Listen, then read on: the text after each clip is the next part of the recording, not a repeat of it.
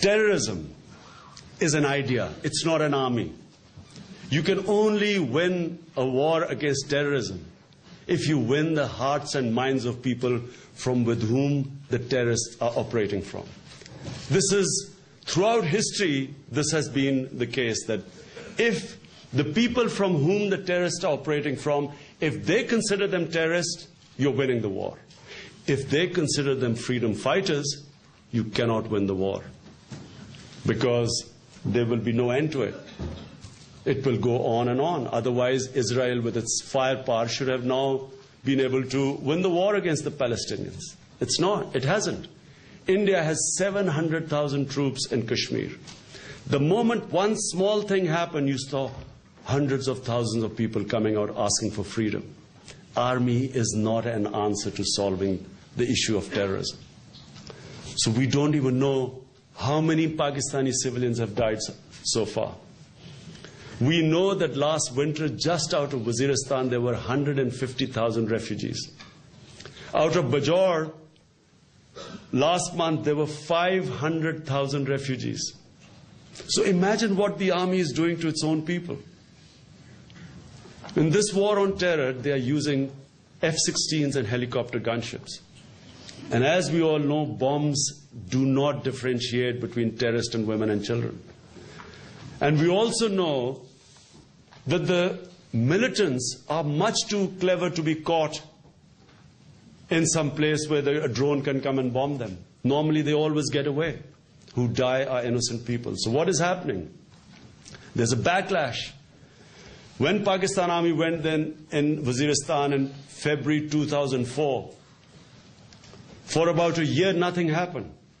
And when the Pakistan Army, in serving their paymasters, because they were getting $70 million a month salary, when they went chasing 800 to 1,200 Al-Qaeda, this is the total number of Al-Qaeda, by the way, and this is how ridiculous the whole thing is. To chase those people when the army went in, it ended, when it started causing collateral damage, the backlash came. And by 2007, there were so many Pakistani soldiers dying that the army was forced to hold dialogue, a peace dialogue, start a peace initiative.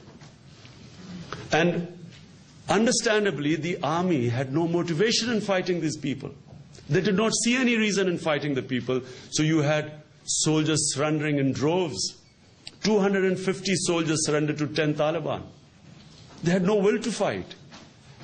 So when the army in the end was forced to hold dialogue, and at the same time there was a blowback, 65 suicide bomb attacks in Pakistan last year. All the political parties that are in power now, ANP and Frontier, both the main parties, including our very versatile Maulana Fazlur Rahman, all of them campaigned that they would resolve this tribal area issue through dialogue. All of them. And what we have seen is that, again, the moment the Americans got their one window operation with Asif Zardari before they had Musharraf, they again pushed him to send the army in. And what we are facing now in Pakistan is not only a huge economic meltdown, the worst economic crisis in our history, especially borne by the poor people. Inflation is at 25%. The rupee has gone from 66 to almost 80 to a dollar. Fiscal deficit, trade deficit, all increasing. Food inflation, 35%. So imagine what is happening to the common man.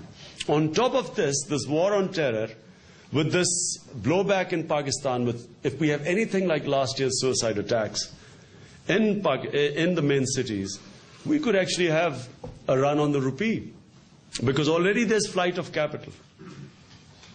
And when Asif Zardari, with a smile, wants to attract capital into Pakistan, bring in foreign investment, how can foreign investment come in a country where no cricket team is willing to come and play? So if this continues, unless there is a change of strategy, Pakistan is going to go the way of Cambodia during the Vietnam War. Cambodia was exactly accused just like Pakistan is being accused for insurgents coming in. And the Americans ended up bombing Cambodia, destabilized it. And in the end, you had the vacuum, Pol Pot, and the killing fields. 1 million Cambodians died. We could be the biggest casualty in this whole thing. If you look at the newspaper in Pakistan, any newspaper, first of all, you have to take a disprint before you read the newspaper. And then it starts from Balochistan all the way to Waziristan, Kuram Agency, into Khyber Agency, then Bajaur, then into Swat. Every day soldiers, Pakistani soldiers and citizens are dying all along this belt. And what it is doing is, it is radicalizing the Pakistani society. It is not the same as we keep hearing, religious extremists. This is not religious extremism. It's radicalization. People whose children are dying in this war of terror, not war on terror. How are they not going to be radicalized? I brought the president of Tehreek-e-Insaf from Bajaur. I brought him on Capital Talk because it's the most watched program. And there I made him tell the story of what happened to him and his family. They were going in 2 jeeps. Pakistani helicopter comes over the top. They are given instructions that whenever the Pakistani helicopter comes in the agency, they all have to get out of stop their cars, get out, put their hands up. So that's what they did. The helicopter came back and shelled them. His 6-year-old boy lost both his legs. His brother died. Brother's son died. I saw 5 of the children in hospital. You know, when you read the 20 dead and 70 injured, those 70 who are injured, a lot of them you would want them to die because they are minus legs, minus arms. Because, you know, when you shell people, it's the worst way of doing it, because it leaves the injured in no state to look after themselves. And the state doesn't look after them. There's no one to look after them. So I brought him on television to tell the story of what happened to him. And then I asked him, how are you going to respond to that? He said, where will I go? Have I got a court of law to go which will redress this injustice done to me? Or will I go to the Taliban to go and pick up a gun and fight the army? And that's what's happening. That's why this movement is growing. That's why this war is not winnable. It's a disaster both for the Americans, a bigger disaster for Pakistan.